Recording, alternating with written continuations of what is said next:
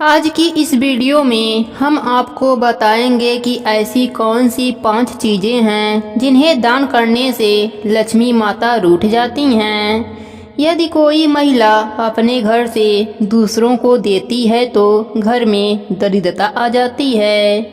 आज मैं आपको एक प्राचीन कथा के माध्यम से बताऊंगी कि यह 5 चीज़ें कौन सी हैं। जो भी इस कथा को ध्यान से सुनता है उसके घर में सुख समृद्धि का वास हो जाता है। इसलिए कथा को पूरा सुनिएगा, क्योंकि अधूरा ज्ञान कभी लाभकारी नहीं होता। यह कथा प्राचीन काल की है, जब मध्य प्रदेश में एक अत्यंत सुंदर नगरी थी। उस नगरी में सुभद्रा नाम की एक महिला अपने पति और सास ससुर के साथ रहती थी। सुभद्रा एक पतिव्रता नारी थी जो सत्य और धर्म का पालन करने में तत्पर और गृह कार्य में निपुण थी। सुभद्रा का स्वभाव अत्यंत दयालु था। वह किसी को भी चिंतित नहीं देख सकती थी और कभी किसी को हानि नहीं पहुंचाती थी। सरल स्वभाव वाली सुभद्रा सभी सद्गुणों से संपन्न थी और सदैव दूसरों की सहायता करती थी। सुभद्रा के पति का नाम नरेश था, जो एक व्यापारी वैश्य था। उसकी अनाज की एक दुकान थी जहां वह लोगों की जरूरत की चीजें बेचा करता था और उन्हीं पैसों से अपने घर का खर्चा चलाता था। उसका व्यापार पूरे मध्य प्रदेश में मशहूर था। सभी लोग नरेश का बहुत सम्मान करते थे। सुभद्रा अपने पति और परिवार से बहुत प्रेम करती थी। सुभद्रा माँ लक्ष्मी की परम भक्त थी और इसलिए वह एक आदर्श पतिव्रता स्त्री मानी जाती थी। सुभद्रा अपने पति से पहले जाग जाती थी, घर के आंगन को स्वच्छ करती, फिर स्नान आदि करके तुलसी माता को जल चढ़ाती और लक्ष्मी माता का पूजन करती थी। इसी प्रकार नित्य नियम पूरे करती थी। सुभद्रा दान पुण्य में भी आगे रहती थी। उसके द्वार पर जो भी याचक आता वह उसे दान दक्षिणा दिए वापस नहीं भेजती थी। उसके दरवाजे से कोई भी खाली हाथ नहीं लौटता था। वह न केवल याचकों की सेवा करती थी बल्कि वह अपने पड़ोसियों का भी ध्यान रखती थी।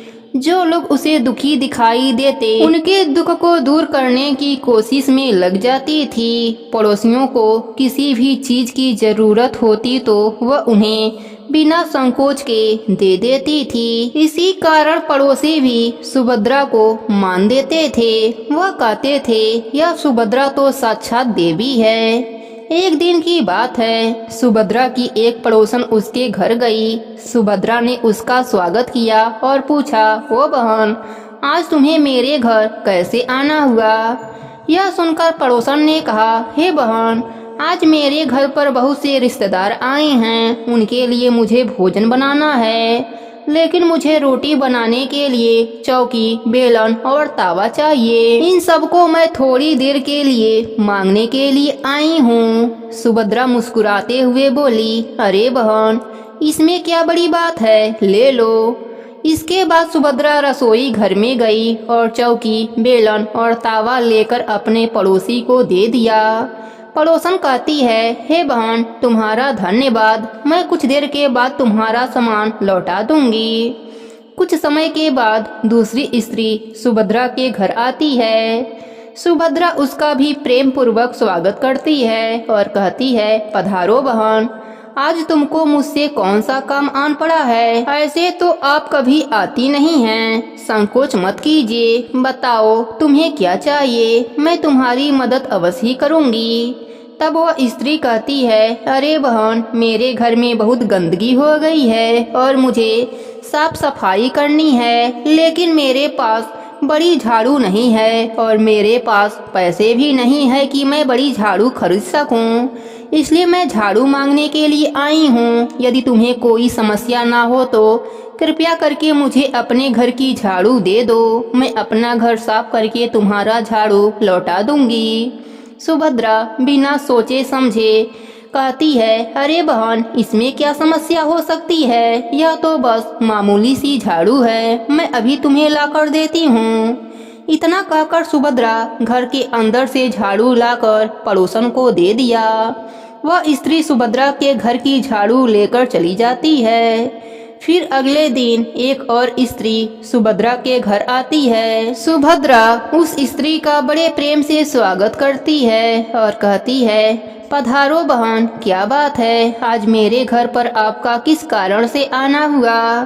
आपको जो कुछ भी चाहिए निसंकोच होकर कहिए, मैं आपकी सहायता करने का प्रयास अवश्य ही करूंगी। तब वह स्त्री कहती है, हे सुभद्रा बहन, सुना है तुम बड़ी दयालु हो, गांव का हर व्यक्ति तुम्हारे बारे में बातें करता है, इसलिए मैं एक छोटी सी मदद मांगने के लिए आई हूँ। आज मेरी बेटी को देखने के लिए लड़के वाले आ रहे हैं और मेरे पास कोई गहना नहीं है और ना ही अच्छी साड़ी है। कृपया करके एक दिन के लिए गहना और साड़ी उधार दे दो। जब लड़के वाले देखकर चले जाएंगे तो मैं तुम्हारा सामान तुम्हें वापस कर दूंगी। उस पड़ोसन की करुणा भरी बातें सुनकर सुभद्रा कहती है, बस इतनी छोटी सी बात है बहन, चिंता मत करो, तुम्हारी बेटी मेरी भी बेटी जैसी ही है, उसकी मदद मैं अवश्य ही करूंगी। इतना कहकर सुभद्रा अपने रूम में गई और गहने साड़ी लाकर पड़ोसन को दे दिया। वह पड़ोसन खुशी खुशी सुभद्रा को धन्यवाद कहकर चली जाती है। शाम को एक और पड़ोसन सुभद्रा के घर आती है। सुभद्रा उसका भी प्रेम से स्वागत करती है। फिर पड़ोसन कहती है, सुभद्रा बहन, मेरा बच्चा बहुत भूखा है, मुझे थोड़ा सा दूध चाहिए।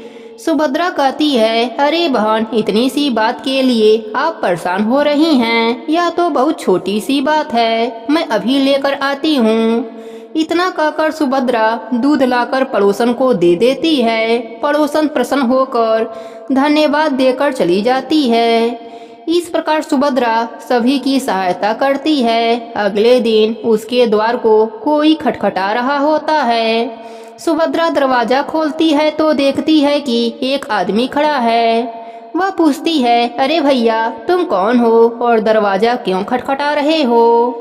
वह व्यक्ति उत्तर दिया, मैं आपके पति के दुकान पर काम करता हूँ। आज सुबह जब मैं दुकान खोलने के लिए गया तो देखा दुकान का ताला टूटा हुआ है और अंदर जाकर देखा तो दुकान का सारा धन और सामान गायब है। रात में किसी ने दुकान को लूट लिया है। सुभद्रा दौड़कर अपने पति को जगाती है और सारी बातें बताती है। वह तेजी से दुकान की ओर भागता है। जब वह दुकान पहुंचता है तो देखता है वास्तव में दुकान का ताला टूटा हुआ है और सारा धन और सामान चोरी हो चुकी है। यह देखकर सुभद्रा का पति बहुत दुखी हो जाता है। दुखी मन से वह घर आता है और घर पहुंचकर सभी को सारी बातें बताता है। यह सुनकर सभी बहुत दुखी हो जाते हैं। सुभद्रा अपने पति से कहती है, हे नाथ, आप चिंता मत कीजिए, मैंने अपने घर की तिजोरी में बहुत सा धन इकट्ठा करके रखा है जिससे फिर से कोई व्यापार चालू कर सकते हैं। इतना कहकर सुभद्रा कमरे में जाती है और तिजोरी खोलकर देखती है, लेकिन वह भी पूरी तरह से खाली होता है। तिजोरी में रखा धन किसी ने चुरा लिया था। यह देखकर सुभद्रा बहुत दुखी हो जाती है। इतने में सभी लोग कमरे में आ जाते हैं और तिजोरी को खाली देखकर सुभद्रा पर क्रोधित हो जाते हैं। पति सुभद्रा से गुस्से में पूछता है, सुभद्रा, सच सच बताओ, इस तिजोरी का सारा धन कहाँ गया? सुभद्रा कहती है, हे नाथ, मैं तो घर पर ही थी और सारा धन भी इसी तिजोरी में था। पता नहीं किस चोर ने सारा धन चुरा लिया, किंतु आप चिंता मत कीजिए, मैं कोई ना कोई उपाय करके अपना खोया हुआ धन खोज लूंगी। तब सास कहती है, तुम इन पड़ोसियों को घर की चीजें देती रहती हो और बिना कुछ सोचे समझे किसी की भी मदद करती रहती हो, उन्हीं में से किसी ने सारा धन चुराया होगा। घर के सभी लोग सुभद्रा को बुरा भला कहने लगते हैं। तब सुभद्रा कहती है, मैंने अपने कुछ गहने एक पड़ोसन को उधार दिए थे, मैं अभी उनसे गहने वापस लेकर आती हूँ। इतना कहकर सुभद्रा उस पड़ोसन के घर जाती है, लेकिन वहाँ पहुँचकर देखती है कि घर में कोई नहीं है। और दरवाजे पर ताला लटक रहा है। यह देखकर सुभद्रा और भी अधिक दुखी हो जाती है। वहाँ से वह लौटने लगती है, तभी एक स्त्री मिलती है। सुभद्रा उससे उस पड़ोसन के बारे में पूछती है। तब वह स्त्री जवाब देती है, क्या बताऊं बहन, इस घर में रहने वाले सभी लोग धोखेबाज हैं। यह लोग मेरा धन लेकर भाग गए। उस स्त्री की बातें सुनकर सुभद्रा मन ही मन सोचने लगती है, अब मैं क्या करूं? मेरा पति मुझे अपने घर में नहीं रखेगा, मेरी जिंदगी ही उजड़ गई। यह सोचते सोचते सुभद्रा अपने घर पर आती है। वह घर पहुंचकर सभी को पूरी बातें बताती है। सुभद्रा की बातें सुनकर सभी लोग उस पर क्रोधित हो जाते हैं और उसे बुरा भला कहने लगते हैं और घर से निकल जाने के लिए कहने लगते हैं। तब सुभद्रा कहती है, मेरा आप लोगों के अलावा कोई नहीं है, मैं कहाँ जाऊंगी? तब सुभद्रा की सास कहती है, जाकर कहीं मर जाओ, लेकिन मेरे घर से निकल जाओ। सुभद्रा की एक भी बात नहीं सुनते और सभी लोग धक्का मारकर सुभद्रा को घर से बाहर निकाल देते हैं। दुखी होकर और रोते हुए सुभद्रा अपने पति का घर छोड़कर दूसरे नगर की ओर चल देती है। चलते चलते वह माता लक्ष्मी के मंदिर में पहुंच जाती है। लक्ष्मी माता से प्रार्थना करती है, हे माँ लक्ष्मी, मैंने ऐसा कौन सा पाप किया कि मेरी ऐसी दुर्गति हो गई? मैं तो नित्य नियम से आपकी पूजा करती थी, फिर भी आपने मेरा घर क्यों छोड़ दिया? कृपया आप मुझे बताइए, मैं कौन सा अपराध किया है जिससे आप मुझसे नाराज हो गईं? फिर सुभद्रा सोचती है, अब मुझे मर जाना चाहिए। यह सोचकर सुभद्रा अपने प्राण देने के लिए नदी की तरफ जाने लगती है। नदी के पास पहुंचकर वह पुनः लक्ष्मी माता से प्रार्थना करती है, हे माँ लक्ष्मी, मैं जीवित नहीं रहना चाहती हूँ, अब मैं प्राण देने के लिए जा रही हूँ। अगर मुझसे कोई भी गलती हो गई हो तो मुझे माफ कर देना। इतना कहकर सुभद्रा नदी में कूदने वाली होती है। तभी अचानक से साक्षात लक्ष्मी माता उस नदी में प्रकट हो जाती हैं और वह सुभद्रा से कहती हैं, रुक जाओ पुत्री, तुम यह क्या कर रही हो? सुभद्रा आंखें खोलकर देखती है, उसके सामने साक्षात लक्ष्मी माता खड़ी हैं। लक्ष्मी माता के दर्शन पाकर सुभद्रा अत्यंत प्रसन्न होती है और माता लक्ष्मी का बार बार प्रणाम करती है, वंदना करती है। लक्ष्मी माता सुभद्रा से कहती हैं, हे पुत्री, मनुष्य को स्वयं अपने प्राण नहीं लेने चाहिए, ऐसा करना पाप माना जाता है। ईश्वर ने जो भी मनुष्य का अनमोल शरीर दिया है, उसे अपने से स्वयं नष्ट नहीं करना चाहिए। सुभद्रा माता लक्ष्मी से कहती है, हे लक्ष्मी माँ, मैं बहुत बड़ी विपत्ति में फंसी हूँ, मैं अपने पति के बिना जीवित नहीं रह सकती हूँ, इसलिए मैं इस नदी में कूदकर अपने प्राण दे दूंगी। तब लक्ष्मी माता सुभद्रा से कहती हैं, हे पुत्री, मैं सब कुछ जानती हूँ और यह भी जानती हूँ कि तुम्हारे पति ने तुम्हारा त्याग क्यों किया है। तुम्हारी ही गलती के कारण यह सब तुम्हारे साथ हो रहा है। तुमने बिना जाने अपने घर की कुछ ऐसी चीजें दान कर दी जिसकी वजह से मुझे तुम्हारा घर छोड़कर जाना पड़ा। क्योंकि जो भी स्त्री अपने घर से इन वस्तुओं का दान करती है, उनके घर में मेरा वास नहीं रहता और मैं उन वस्तुओं के साथ ही उस घर को छोड़कर चली जाती हूँ। सुभद्रा लक्ष्मी माता से पूछती है, हे माता, कौन सी वस्तुएं हैं जिन्हें दूसरों को देने से आपका वास घर में समाप्त हो जाता है? कृपया मुझे बताइए कि मैंने कौन सी वस्तुएं दान की थी जिसकी वजह से आपने मेरे घर का त्याग कर दिया। माता सुभद्रा से कहती हैं, हे पुत्री, अब मैं तुम्हें उन वस्तुओं के बारे में बताने जा रही हूँ जिन्हें किसी भी स्त्री को कभी भी दूसरों को नहीं देना चाहिए। इन चीजों को देने से मैं उस घर को छोड़कर चली जाती हूँ। इन्हें ध्यान से सुनो। पहली वस्तु है चौकी, बेलन और तावा। किसी भी स्त्री को अपने घर से चौकी, बेलन और तावा भूलकर भी दूसरों को नहीं देना चाहिए। दूसरी चीज है झाड़ू। झाड़ू वह वस्तु है जिसमें सदैव मेरा वास होता है और जो वस्तु मुझे सबसे अधिक प्रिय है, तुमने वही वस्तु अपने पड़ोसन को दे दिया। तो फिर मैं तुम्हारे घर में कैसे ठहर सकती थी। तीसरी चीज है आभूषण। एक स्त्री को अपने आभूषण कभी भी दूसरे स्त्री को नहीं देना चाहिए, क्योंकि मैं हमेशा आभूषणों में वास करती हूँ। जो स्त्री अपने आभूषण दूसरों को देती हैं, उनके जीवन में संकट के बादल छा जाते हैं। जैसे कि तुमने पड़ोसन को पहनने के लिए अपने गहने दे दिए थे, और जब तुम गहने मांगने गई तो वह तुम्हारे गहने लेकर भाग गई। हे पुत्री, अब मैं तुम्हें चौथी वस्तु के बारे में बताने जा रही हूँ, जिसे भूलकर भी एक स्त्री को संध्या काल में दान नहीं करना चाहिए। वह वस्तु है दूध।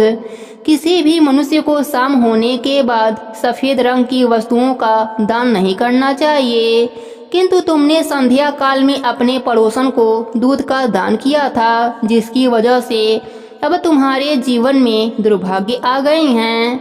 सुभद्रा लक्ष्मी माता से कहती है, हे माँ लक्ष्मी, मुझसे बहुत बड़ी भूल हो गई, क्योंकि मुझे इन वस्तुओं के बारे में कोई भी जानकारी नहीं थी। कृपया मुझे क्षमा कर दीजिए और प्रायश्चित करने का उपाय बताइए। लक्ष्मी माता सुभद्रा से कहती हैं, हे पुत्री, तुम्हें जितना प्रायश्चित करना था उतना कर लिया। अब तुम वापस अपने घर लौट जाओ।